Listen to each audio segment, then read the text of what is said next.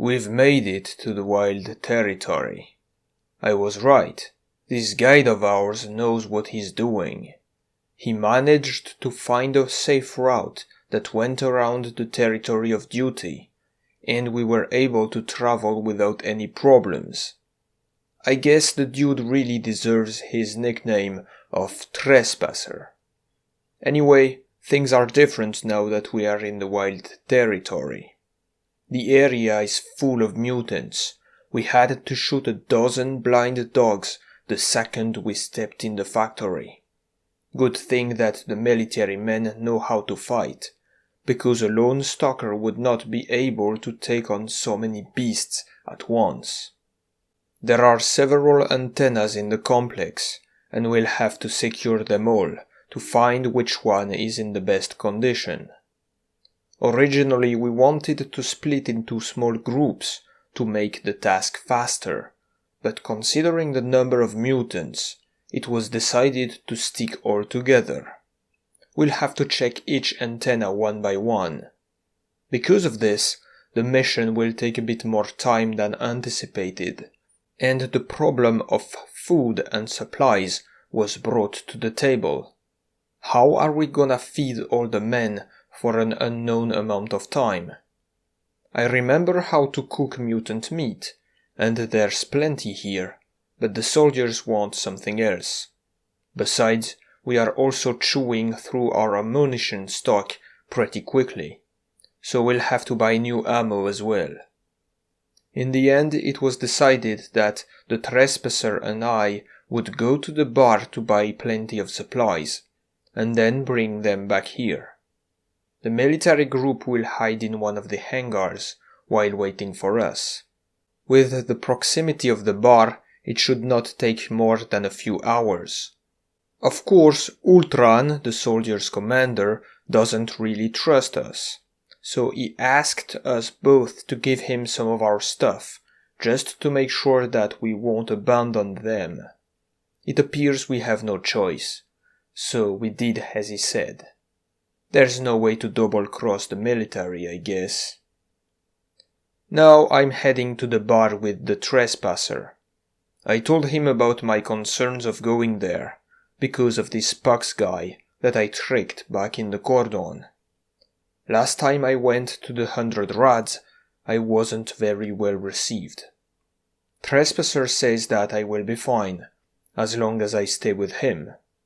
He even offered to deal with this problem for me.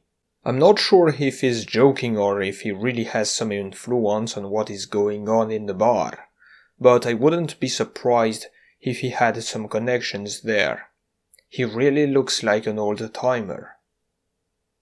That's the spot, the 100 Rats bar. Pucks was not there, so that was already better than last time, and Trespasser was right. Everything went fine. He told me to take a seat while he would talk with barkeep.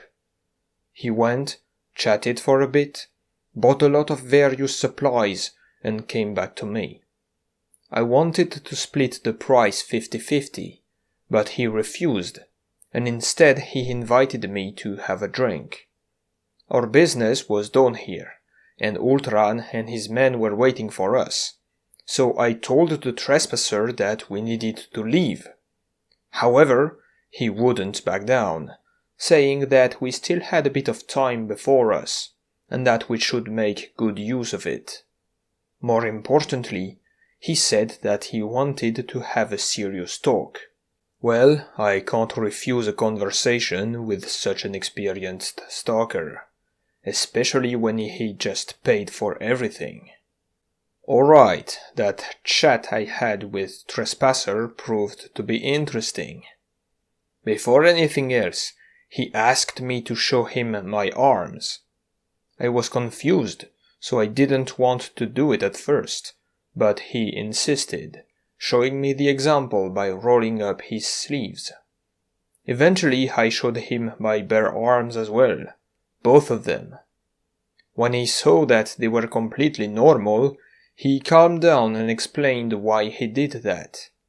According to him, some stalkers wear a tattoo on the arm, a strange mark, and these people can't be trusted.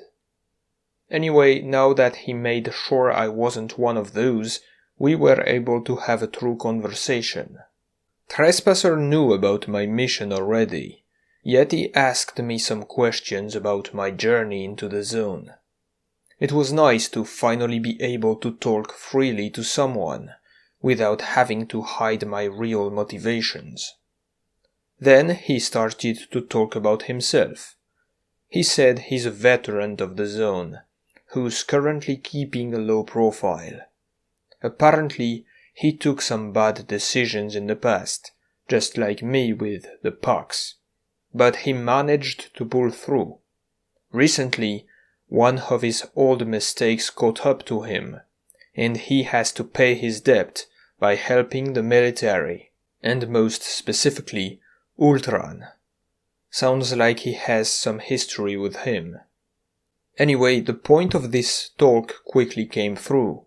After this mission is over, Trespasser will be freed from his obligations towards Ultran, and he's planning to build his own team of stalkers. And he asked me to be part of it. I remember quite well. Here's what he told me. You're a smart guy, a real engineer and everything. And even though you're not the most experienced, you've survived in the zone for quite some time now. We really need stalkers just like you. Basically, he was trying to convince me not to follow the army after our task is over. According to him, the government is only trying to exploit me and Toblev's research for their own benefit. Well, he's not totally wrong. Those bastards let the professor die, and they didn't care to help me when I entered the zone alone. On the other hand, I would probably be dead without Ultran's expedition. And who else but the army would be able to deploy the Anomalous detectors on a large scale? Shit, I don't know what to do. I don't even know what I will do if we succeed and I get out of the zone. Honestly, I have a hard time to imagine how I'll get back to civilian life in the big land. I guess what they say is true. You can take a stalker out of the zone, but you can't take the zone out of a stalker. In the end, I told the trespasser that I will think about his offer. I'll give him my decision later, because right now I want to focus on finishing the mission first. It's the goal I've been working towards for a long time now. It has to remain the priority. So, we made our way back to the wild territory.